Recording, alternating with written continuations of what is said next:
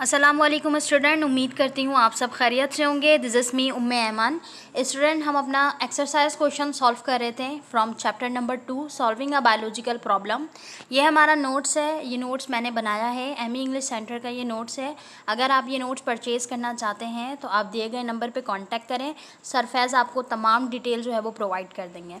तो पिछली वीडियो जो पार्ट 1 थी स्टूडेंट, उसमें हमने तमाम MCQs को, फिलिंग इन द ब्लैंक्स को और डेफिनेशन को डिस्कस किया था। और हमारी प्लेलिस्ट जो है वो चैनल पे मौजूद है। आप लिखेंगे एमी इंग्लिश सेंटर बायोलॉजी, आपको बायोलॉजी के तमाम लेक्चर जो है वो मिल जाएंगे। प्लेलिस्ट में आपको चैप्टर नंबर 2 के तमाम लेक्चर जो है वो मिल जाएंगे इंशाल्लाह। तो आज हम अपना जो है वो डिफरेंसेस और इसके जो क्वेश्चन आंसर हैं चैप्टर नंबर 2 के, इसे अंडरस्टैंड करते हैं। तो सबसे पहले आपके क्वेश्चन नंबर 4 पे जो लिखा हुआ है, distinguish between the following in tabulated form, यानी कि हमें जो है कुछ डिफरेंसेस बताए गए हैं जिसे हमें जो है वो बताना है। जिसमें हमारा पहला डिफरेंसेस दिया गया है थ्योरी एंड लॉ, कि थ्योरी और लॉ के दरमियान में क्या फ़र्क है। अब ये थ्योरी और लॉ क्या होती है, इसे हमने इन डिटेल डिस्कस किया था, ठीक है। वाइट बोर्ड में हमने समझा था कि थ्योरी क्या है, लॉ क्या है। अब हम अगर इनको कंपेयर करें आपस में, तो सबसे पहले जो हमारे पास स्टूडेंट थ्योरी होती है, थ्योरी जो है स्टूडेंट वो बेस्ड करती है ऑन ऑब्जर्वेशन, ठीक है।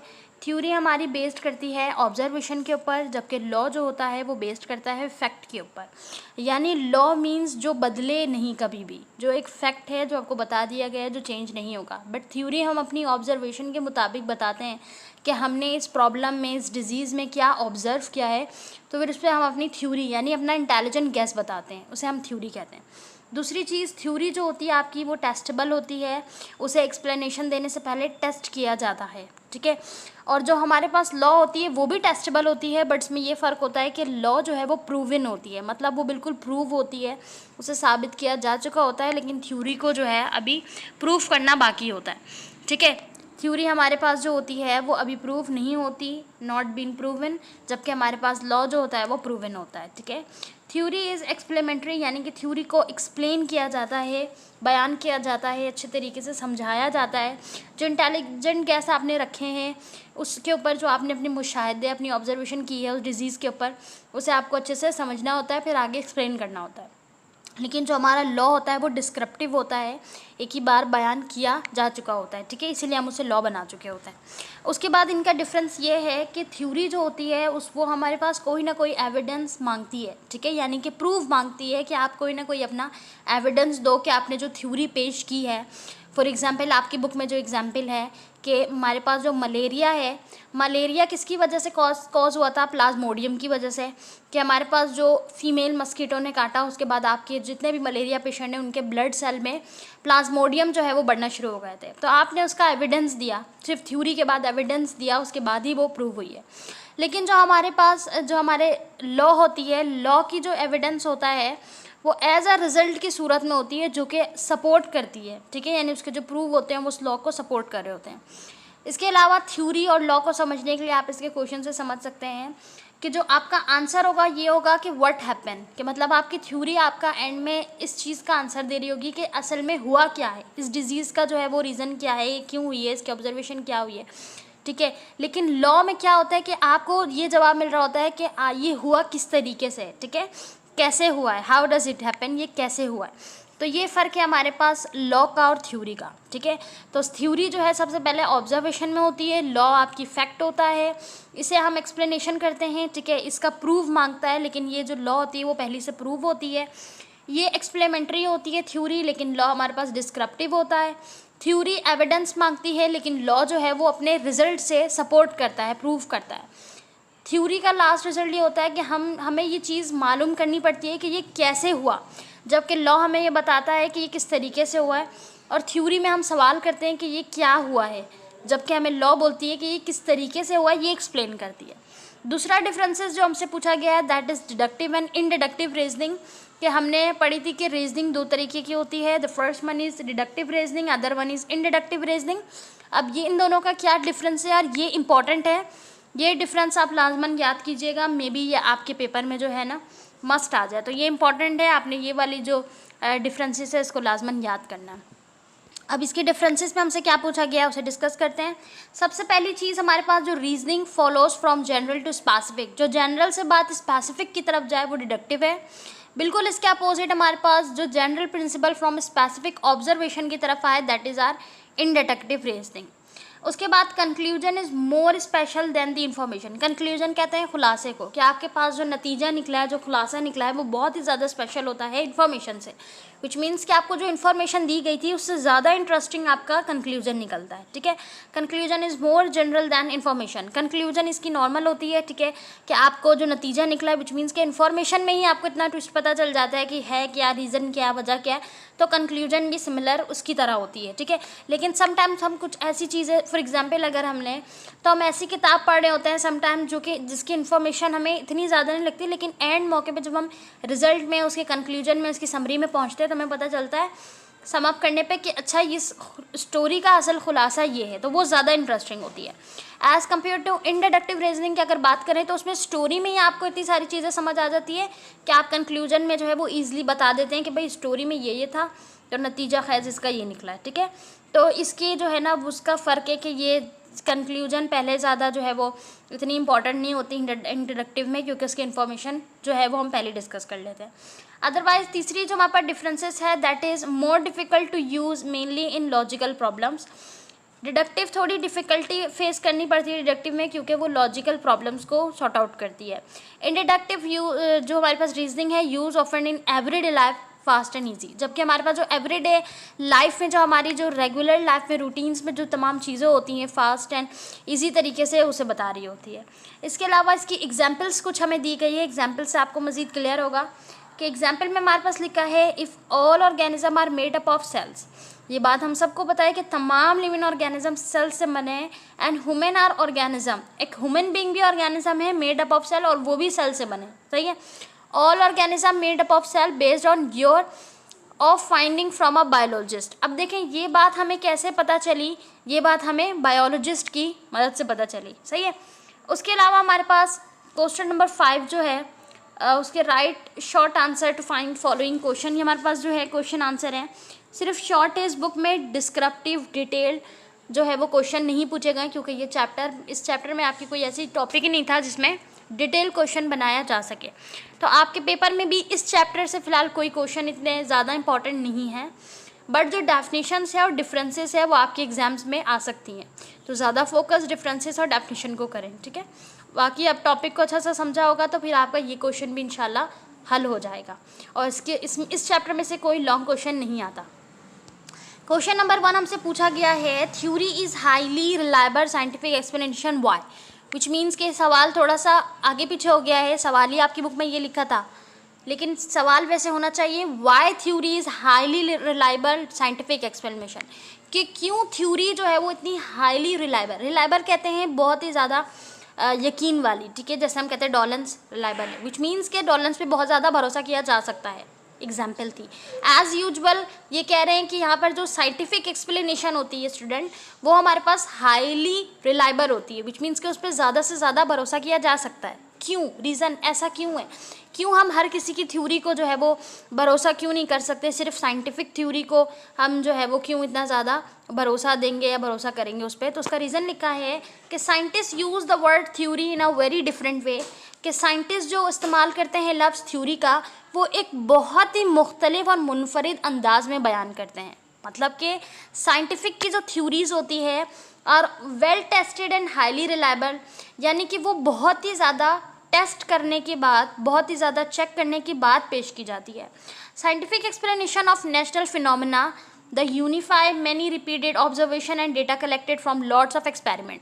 तो इसका अगर आप की पॉइंट बनाना चाहें इस क्वेश्चन का कि इसका की पॉइंट क्या है, तो अगर आपसे कोई बिल्कुल बेसिकली पूछ ले कि साइंटिफिक जो हमारे पास एक्सप्लेनेशन होता है वो इतना हाईली रिलायबल क्यों होता है, तो फर्स्ट थिंग कि वो हाईली टेस्टेड होता है, विच मीन्स कि बार बार टेस्ट किया जाता है फिर थ्योरी होती है। दूसरा, उसमें रिपीटेड ऑब्जर्वेशन होते हैं। तीसरा, उसके जो डेटा कलेक्टेड होता है उस पर बार बार एक्सपेरिमेंट्स किया जाता है। तो ज़्यादा एक्सपेरिमेंट की वजह कर, ऑब्जर्वेशन मुशाहिदे को रिपीट करने की वजह कर, और lastly an important thing that is बार बार जो टेस्ट है, और टेस्ट बहुत ही ज़्यादा वेल डिफाइन है, विच मीन्स टेस्ट को बार बार किया गया, अच्छे तरीके से किया गया। इसीलिए जो साइंटिफिक की एक्सप्लेनेशन होती है और थ्योरी होती है, हम उस पर ज़्यादा एतमाद कर सकते हैं। ठीक है, क्वेश्चन नंबर 2 पूछा गया है, वाई डज, मैं इसे हाईलाइट कर देती हूँ। क्वेश्चन नंबर 2 ये रहा, क्वेश्चन नंबर 2 में पूछा गया why does biological science need mathematical models. तो हम जब इस चैप्टर को समझ रहे थे, अंडरस्टैंड कर रहे थे, तब हमने मैथमेटिकल मॉडल को अच्छे से समझा। मैथमेटिकल मॉडल्स की डेफिनेशन याद कर लीजिएगा, एग्जाम में आ सकती है। मैथमेटिकल बायोलॉजी और मैथमेटिकल मॉडल्स में थोड़ा डिफरेंस है, मैंने लेक्चर में भी समझाया था। इसका आंसर जो है उसे डिस्कस करते हैं। तो आंसर हमारे पास ये रहा। अच्छा, इसके आंसर में पूछा गया है, इसके आंसर में लिखा हुआ है हमारे पास कि वन की rule of mathematics in biology is the creation of mathematical models. कि हमारे पास जो वन की रूल है मैथमेटिक्स बायोलॉजी की, वो एक ऐसी क्रिएशन है मैथमेटिकल मॉडल्स की। अभी मैथमेटिकल मॉडल्स क्या है?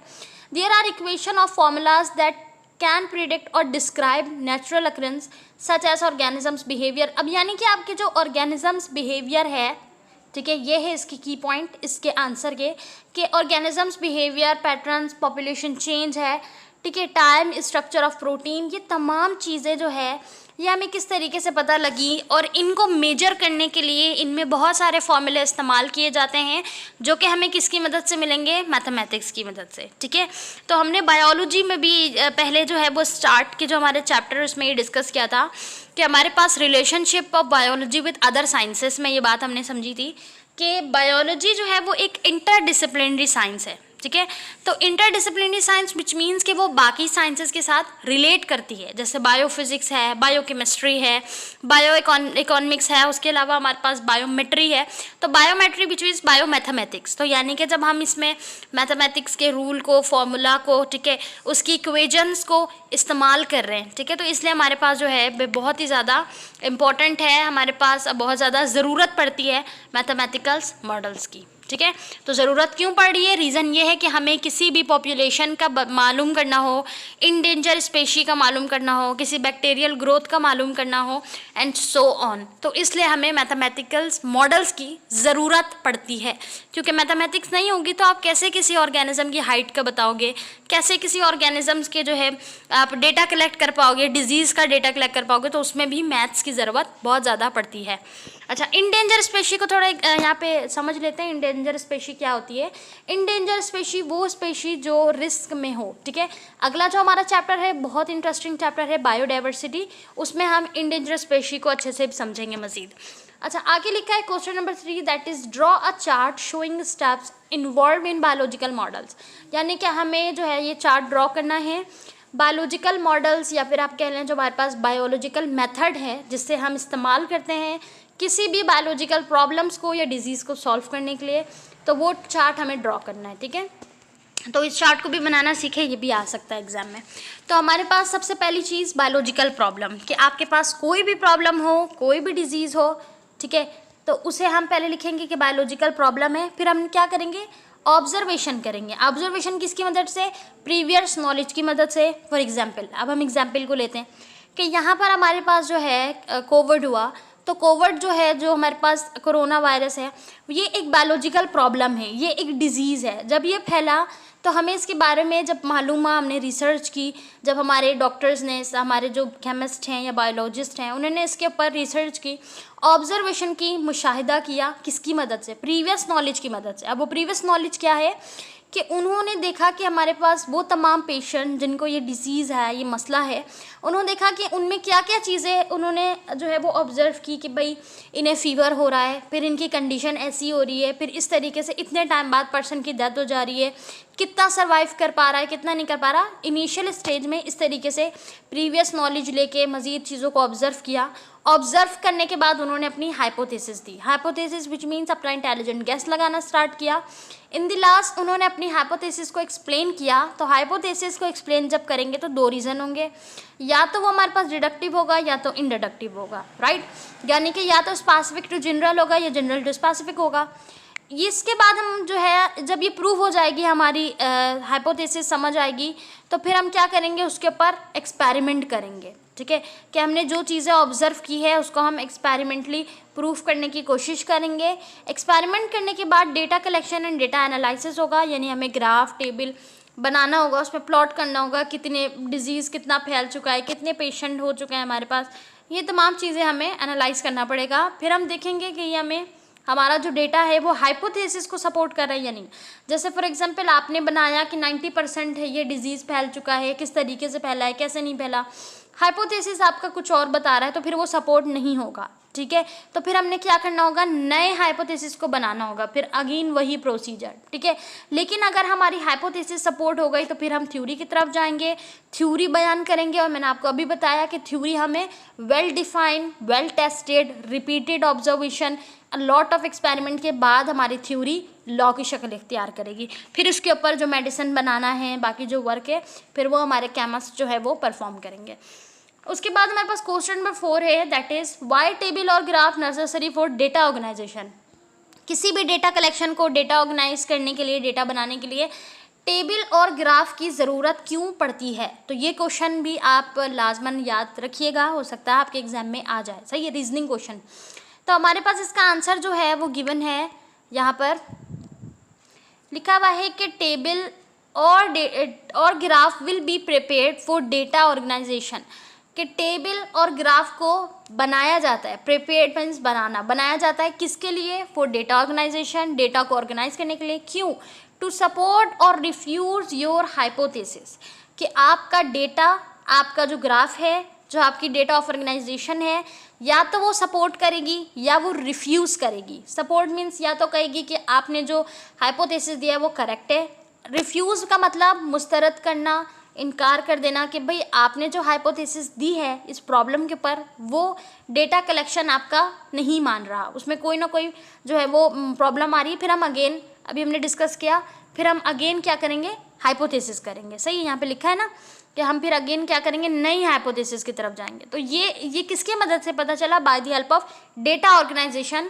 कि डेटा ऑर्गेनाइजेशन क्या करता है, आपके डेटा को रिफ्यूज़ कर देगा या फिर सपोर्ट करेगा, या तो मुस्तरद कर देगा या फिर उसको सहारा देगा, मानेगा, सही है। उसके बाद लिखा है, of the recorded data you need to perform mathematical analysis, therefore is necessary for data. अच्छा, अब हमारे पास जो हमने रिकॉर्डेड डेटा है उसे परफॉर्म करने के लिए हमें कुछ मैथमेटिकल एनालिसिस की ज़रूरत है। अब उस मैथमेटिकल एनालिसिस के लिए आपको आपकी डेटा ऑर्गेनाइजेशन की बेहद ज़रूरत पड़ेगी, ठीक है। तो चाहे छोटा डिजीज़ हो, कोई डिसऑर्डर हो, कोई बड़ा मसला हो, कोई भी चीज़ हो, हर चीज़ में डेटा बनाना ज़रूरी है, ठीक है। किसी भी बायोलॉजिकल प्रॉब्लम को सॉल्व करने के लिए किसी डेटा का होना बहुत ज़रूरी है, और वो डेटा किससे बनता है, आपकी ऑब्जर्वेशन से, आपकी हाइपोथेसिस से। The last one question, that is why is experimentation necessary for theory। Experimentation यानी एक्सपेरिमेंट क्यों इतनी ज़्यादा ज़रूरी है आपकी थ्योरी के लिए, ठीक है। नेसेसरी मतलब बहुत ज़्यादा ज़रूरी, थ्योरी यानी जो लास्ट में आपका थ्योरी जो आप पेश करोगे, उस थ्योरी के लिए जो हम बार बार वेल डिफाइन टेस्ट कर रहे हैं, एक्सपेरिमेंट कर रहे हैं लॉट ऑफ, तो वो एक्सपेरिमेंटेशन क्यों बेहद ज़रूरी है। अब इसका आंसर यहाँ पे लिखा है हमारे पास, लास्ट हमारे पास क्वेश्चन है, experiment plays many roles. One of its important role to test theories and to provide the basis for scientific knowledge। हमारे पास जो एक्सपेरिमेंट है वो बहुत ही ज़्यादा रोल जो है वो प्ले करती है, बहुत सारे काम करती है, लेकिन उसका जो एक अहम काम है वो ये कि वो टेस्ट को, आपकी थ्योरीज़ को टेस्ट करती है। एक्सपेरिमेंट कि एक्सपेरिमेंटली आप प्रूफ करोगे तो आपको आइडिया होगा कि आपकी थ्योरी सही है या नहीं है, ठीक है। क्योंकि हम जो बात कह रहे होते हैं वो बहुत बरक्स होती है उसके जो आप चीज़ बंदा ऑब्जर्व करो।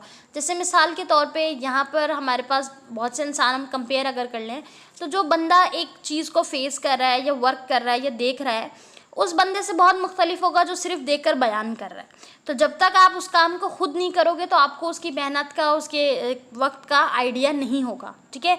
तो कहने और करने में बहुत फ़र्क होता है। यही वाली बात है कि हम अपनी थ्योरी को कह तो देते हैं लेकिन हमें उसे प्रूफ करना होता है, ठीक है। क्योंकि ये लॉ तो नहीं है, थ्योरी है, तो उसे साबित करने के लिए हमें अ लॉट ऑफ एक्सपेरिमेंट करना है। That's why experiment are very necessary for any kind of theory. इसीलिए हमारी थ्योरी के लिए एक्सपेरिमेंट बहुत ज़्यादा नीडी है, ठीक है स्टूडेंट। आगे हमारे पास लिखा है provide the basis of scientific knowledge, क्योंकि ये हमें फराहम करती है scientific knowledge. If it can also call for a new theory, या फिर ये हमें ये भी कह सकती है कि भाई आप नई थ्योरी बनाएं, क्योंकि आपके एक्सपेरिमेंट में जो हमने एक्सपेरिमेंट किया है, उस एक्सपेरिमेंट में जो चीज़ें हमने ऑब्जर्व की है वो आपकी थ्योरी वैसा नहीं बता रही, तो आप एक नई थ्योरी बनाओ, ठीक है।